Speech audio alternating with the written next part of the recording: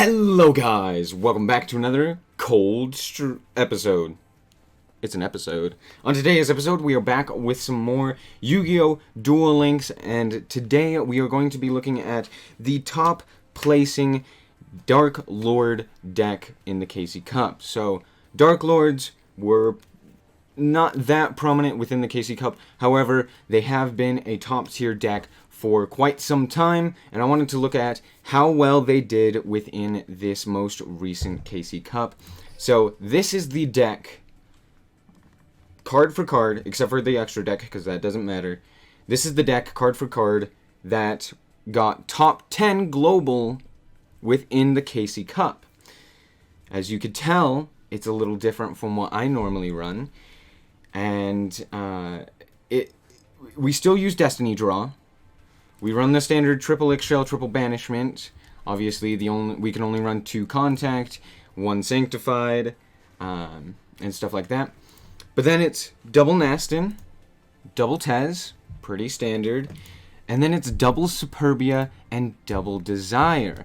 Running 2 Desires is really good. It allows you to get over certain things. Yes, you have a hard time against Element Saber Invokers and stuff like that, but it's still really good, and it's still useful. Again, you can still negate the effect of Cocytus using Sanctified Darklord, and then you can send it using Desire, or you could just beat over it using Desire, or what have you, right?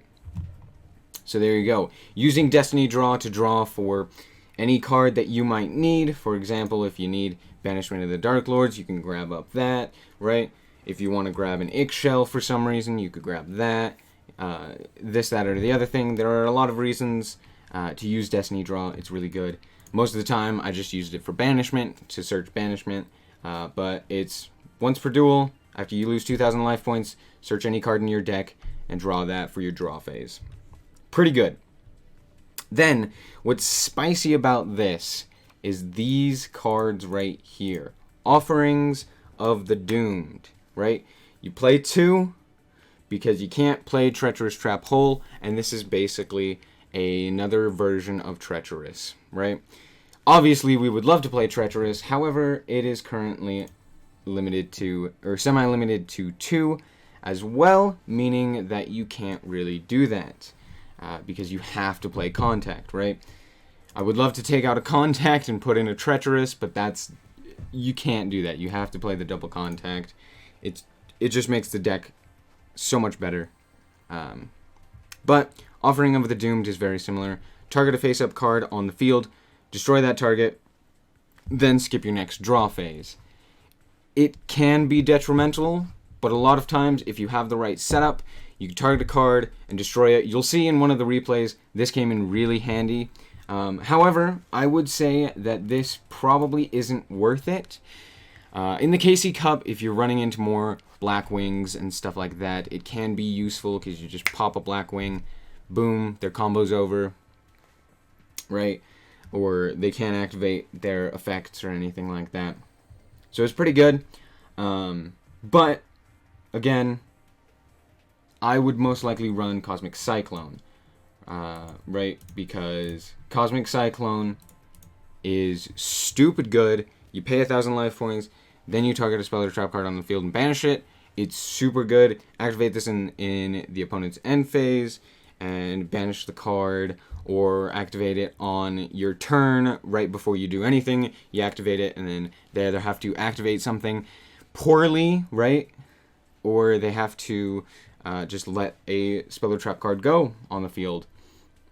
Plus, it can proc your Destiny Draw running 2. So normally what I would do is I would run this, but you will see me running this, because that is how it was played in the KC Cup, right? And if you're running into more Ritual Beasts and stuff like that, again, this is really good for that.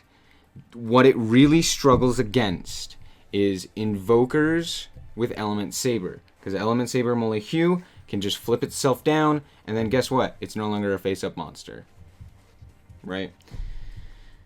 That being said, you can chain it to Molehue's activation to destroy Molehue before he flips down something, right? So let's say during your battle phase, right? you swing in with your Desire, your Eggshell, your what have you, right? You swing in, he activates his effect, you chain your Offering of the Doomed to the Mollyhue, pop it, it's gone, right? It doesn't really work very well against something like Cocytus or anything that's protected from targeting or card destruction or anything like that, right? So if like a Darklord had a Tez within the hand, not really great. But it's still really good. It does pop Purgatrio. It does pop Mage Lanica, the Earth. It does pop Mollyhue if you chain it to Mollyhue's activation. If you don't, I made that mistake a couple of times and it ended up costing me the game. But if you chain it to his activation, you pop his card. And it's really good. And it's a quick effect, meaning that you can use it whenever, right? Just quick effect, boom. Makes it really good. So let's hop into some replays using this Darklord deck. Alright guys, so I brought you in a little early because I wanted to talk about real quick. I am using Ubel, and I am using Compensation within this duel, which I don't know if you will ever actually see me use that skill. But Compensation, what it does is every 1,000 life points that you lose, you can send the top card from your deck to the graveyard, right? So, it's not great. It's not like a Destiny draw or anything like that, and it's definitely the lesser version of Darklords, I would say. Now that, what is it? Kybercourt Bling is being nerfed, so Kybercourt Bling is going way down in priority, and so Destiny Draw will pop up in priority. But that being said, Compensation still works.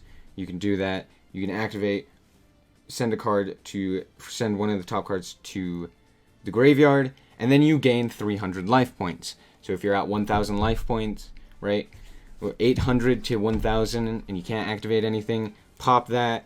There you go. You can now activate your cards within the graveyard. And there are times where it's like, oh man, I really wish that I had, Compensation so that I could gain that 300 life points, and stuff like that.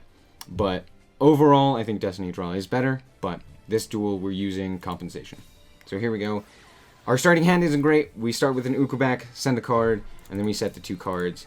I set Sanctified here, hoping that he goes for this card instead, if he has a Cosmic Cyclone. We're playing up against Element Saber, and as you can see, he flips himself face down. Actually, sorry, this one was really weird, because he decides to let himself get popped, and he flips the Ukobak face down, which I thought was very, very interesting. So I just straight up Desire, because my draw phase was skipped. That's how words work. My draw phase was skipped, so I just summon Desire, and I wait, because I know he's playing Sorcery Conduit. There's no way that he is not playing Sorcery Conduit. He activates this, his battle phase is skipped. I swing in, he has to flip me down, so he does.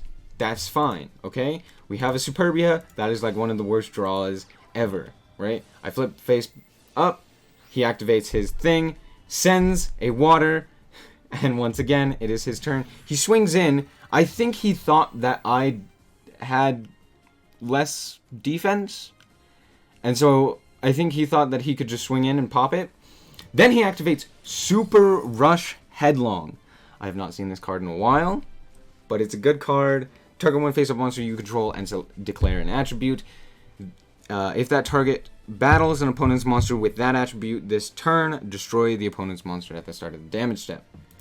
So he may have been swinging in to learn the attribute, but here we go. We grab up an Eggshell. We send Superbia an Eggshell. We grab up a we grab a Tez and a Banishment. Then we flip up our Sanctified that was set. Why do we do this? We want him to activate La Paula, I don't know how to freaking say that. Once per turn, when a spell or trap card is activated, quick effect, you can send one Element Saber monster from your hand to the graveyard. Negate the activation, and if you do, destroy it. That's why. We activate this first, and if he didn't activate, we would negate this effect, allowing us to use Banishment. That's why we do this. He negates, that's fine. We Banishment, contact Superbia, get the Ixchel on the field as well. We want that high defense. We activate the contact to get Tez on the field, compensation, activate. We sent a Banishment, which is insanely good. So we activate Banishment, we grab up the Tez, and there we go. Now we've got a pretty good hand. Then we activate Compensation again, send another Superbia. We grab our Desire by sending the Superbia from the field to the grave, and then he activates his enemy controller, tributing his Lapula, which is how I'm going to say it from now on, Lapula, to the grave to grab up our Desire, boosting his Molehue to 2900. That's pretty scary. That's okay, though. We'll be fine. Yeah, he can swing over this guy in defense mode, which he can place into face-down defense position, but again, we have Tez, so here we go. This started out being a really bad duel for us, and it is becoming very interesting. Molehue, activate, invocation, invocate for Purgatrio. He actually changed his attribute to fire within the grave, so that's what happened there. It's okay, because guess what? We have something important in the grave. He activates Concentrating Current little too early, and we Sanctified to get 6,300 health from him, and decreasing his attack just a little. He swings in, we have Tez, we save it. Compensation, send a card to the grave. Guess what it is? It's freaking Sanctified. So now when he activates this, negate. He swings in. He didn't activate Molehue. We were either going to negate Molehue, since it was his turn. We were going to either negate Molehue to prevent him from flipping face down, or we were going to negate Desire to boost him back up to 3,000. That's exactly what happens. He swings in, pop the Molehue, and we win. That duel was insane, and it shows you why I love Darklords so much. There is so many different options that you can have. And it's same with Invoker. Invoker is really interesting to watch. I don't necessarily enjoy playing against it because Molehue just prevents you from doing anything, especially in this meta where monster effects are everywhere. If you can prevent monster effects, it's insane. But Molehue, we beat it using this deck, using Compensation. Compensation came in crazy handy there. I don't think we would have won had we used Destiny Draw. But that's the thing. There are a lot of other duels where Destiny Draw is absolutely the better option. So, overall, that was an insane duel. That was super fun. Let's hop into the next one. Alright, here we go. We're going up against a Maya Valentine, which immediately screams to me, Black Wings. And if we win, we rank up. Hip hip hooray. So here we go. Harpy's Hunting Ground. Yep, there we go. I'm thinking Black Wings. It's a 22-card deck, which is interesting. Card of Consonance. What is this? Playing Dragoonity. Dragoonity Darkspear. Once per turn, you contribute one Dragon-type Dragoonity monster to select one level 4 or lower winged beast monster in your graveyard and special summon it. Doesn't really matter. It's more used as an equip spell. So here we go. Our turn. Activate. Send double Ixchel. Grab up Nastin, contact Ixchel. We accidentally use... I thought I had a Banishment in the grave. I didn't. I activated this for Sanctified Darklord. It's fine. Summon our Desire. Swing in. But see, that was a huge mistake. Because they had Kite Roy, preventing us from doing any damage. Activates Ducks. This card gains 200 attack for each face-up Dragoonity card you control. Any of them. Spell or trap card, or within the monster zones, right? When this card is normal summon, you can select one level 3 or lower dragon-type Dragoonity monster in your graveyard. What was in the graveyard? Do you guys remember? This guy. Level 3. And equip it to this card. He boosts up. We activate our Nastin to get Ixchel onto the field, just so that we have that extra body on the field. We can't really do anything. Dragoonity Divine Lance activate to grab another Dragoonity monster. Then he summons the Dragoonity monster, Synchro Summon for a level 6 Vajrayana. Vajrayana does the same thing, Synchro Summons for a level 8 Ruler Archfiend. Swings in, boosts up 2600, procs their Destiny Draw. Destiny Draw, we activate Banishment of the Darklord. Banishment of the Darklord, grab up Contact. Contact, grab up Nastin. Nastin, Banishment, search for Sanctified Darklord. Set. Then we send it to the grave and swing in. Swing in. Activates Harpy's Hunting Ground. Negate the effect. That way it doesn't pop, or that way we can activate the effect before it gets popped, so that we have 2 activations of Sanctified Darklord. We negate your effect, which is super good. Then we contact our Nastin once again, and we flip everyone face up. We send Desire. We actually drew into another Desire, so actually we don't flip anyone face up. We just tribute for our Desire and swing in. That's why running 2 Desires is really good, because you can you can tribute your Desire that is now at 1000 attack for a one that's fresh, and you could use it twice. Using 2 Desires is really good, because it also allows you to use like a Nastin or Ixchel or something like that on your Desire and not be afraid of not having it, right? Because it can't be special summoned at all, right? That being said, it's really good having 2. I'm very glad that I started playing 2. It's much better. Let's hop into this next replay. Alright guys, welcome back. We're going up against an Odeon, which immediately says to me, traps. We're going to be playing up against traps. That's always what it is with Odeon, because chain reaction. They activate a trap, you take 200 damage. Ixchel, send Ukubak. Banishment, search, contact. Contact Ixchel, Ixchel, contact the Ukubak. Ukubak, send a Nastin, I believe. Yeah, we sent a Nastin. We set 3 cards to make it look more menacing. We tribute for Desire and swing in. He has Countergate.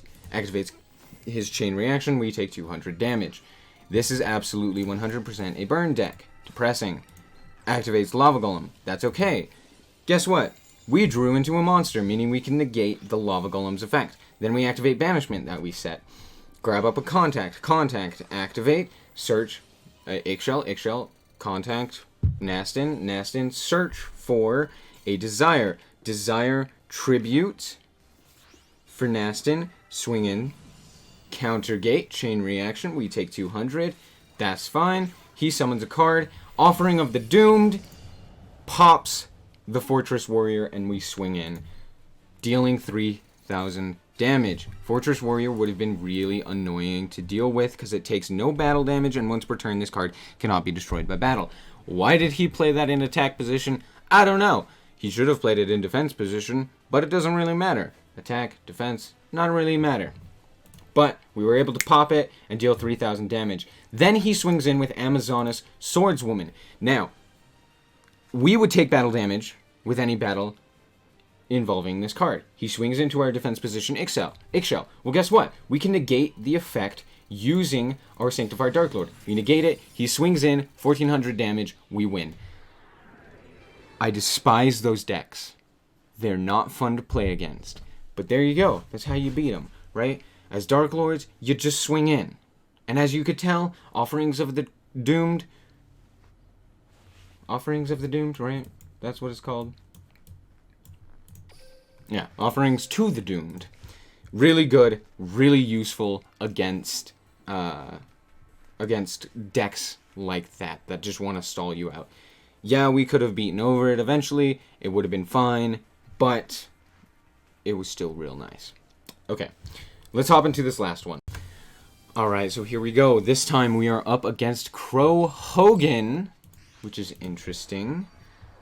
What are we going up against with Crow Hogan? Mark of the Dragon Tail, meaning it's black wings. We activate Banishment of the Darklord to grab up Superbia. Then we send Superbia and Ixchel to draw 2. Contact Superbia, contact Ixchel. Ixchel, grab up our Sanctified. set. We set our banishment in the middle with our offerings to the right and sanctified to the left. Here we go. We're playing Black Wings, a weird Black Wings using Blizzard of the Far North. Okay, interesting. He does Simoon, grabs his Black Whirlwind. Black Whirlwind, activate. Grab up Bora the Spear, using his Chris the Crack of Dawn, right? Grabs up Gale, Synchro Summons for Raikiri. He summons another card. We Offerings of the Doomed. Activate, Banishment of the Darklord, Search of Desire. Send. He does Paleozoic Canadia. That's depressing. We activate our our banishment within the grave to grab up our Tez, and then we swing in to the level 4. I'm more scared of the level 4 than I am of the level 6, because level 4 and a level 3 equals a level 7, and level 3 Gale is a lot more scary to me than a level 1 Squall, right? So here we go. Black Whirlwind, Blizzard the Far North. This guy was playing really slow. Let it be known. This man was playing really slow. So, keep that in mind. We negate Blizzard the Far North. Probably shouldn't have. We should have realized he was going to grab the level 1. He baited us pretty good, right? He summons the Blizzard the Far North because he can add another level 4. However, had he added a level 4, he would have had to Synchro Summon for a level 8, right? Which isn't exactly what he wants. He wants the level 7. But instead, we negate it, meaning that he has an open spot on the field. So he grabs Squall to Synchro Summon for a level 7. We contact another Eggshell just in case. Activate. Obsidian Hawk Joe. Obsidian Hawk Joe. Squall flips our Eggshell face up. Grabs Raikiri. We activate Tez, but Tez, if a Darklord monster you control would be destroyed by battle or card effect, you can discard this card instead, right? Well, guess what? This guy's face down, so technically we don't control it. Meaning it gets popped. He swings in, and then he runs out of time. I don't know if we could have won that, but we stalled long enough. And that's the thing. If you really want to, you can stall out your opponent for long enough. If they're thinking real hard, just go for the time limit win. However, we did have Destiny Draw had he swung in. We wouldn't have had enough life to really activate anything, but we could have searched for Superbia. However, I think our Sanctified was in the grave, which is sad. Now, I only had the Eggshell to summon, and you can only activate one Eggshell per turn, one effect of Eggshell per turn. That's not what I want to go home. There we go. Meaning that we couldn't activate it again to to negate the effect. And what I should have done is I should have sat on it and not activated my contact to grab the other Eggshell. It would have been much better just to negate the effect and use Sanctified Darklord that way. But alas, I didn't do that because I'm stupid. So I could have won that, and I technically did, but I shouldn't have won that. Anyway, let's talk about this again real quick. Offering of the Doomed, pretty good. It does skip your draw phase, which is highly detrimental, especially with Destiny Draw. It skips your draw phase, meaning that you can't even activate your Destiny Draw because you activate it during the draw phase. So you have to be aware of that. If you are looking to use Destiny Draw, do not use your Offerings of the Doomed, right? That's why, again, I would say, as of right now, I understand why this is pretty good against Ritual Beast, against Black Wings, against stuff like that. It is pretty good against Darklords as well. But I would much rather run this, get rid of that back row. Back row is a lot more scary to me than the monster effects, because there can be things like walls of disruption, there can be drowning mirror forces, etc., etc., etc. And if you can get rid of that, it just makes it so much easier. So, plus you could get rid of like a Sanctified Darklord, or a Concentrating Current, or this, that, or the other thing. So there you go. that's what I think of this deck. It did place top 10 within the KC Cup using the Sanctified Darklord, or using this Darklord deck with the offerings of the Doomed. But I really like Darklords. I hope that you guys do as well. If you want to see me play a bunch of Darklords, you can come over to my Twitch and follow me there, where I play a bunch of ranked, mostly playing Darklords because I really enjoy it, but I play some other decks as well. I think there will be no real tiered meta decks in the next episode. However, a definitely King of Games worthy deck will be coming. So I hope that you guys did indeed enjoy. If you did, a like is very much appreciated. And if you want to see more content like this, just be sure to subscribe. Anyway, thank you guys so much for watching, and remember to always stay frosty. Bye-bye.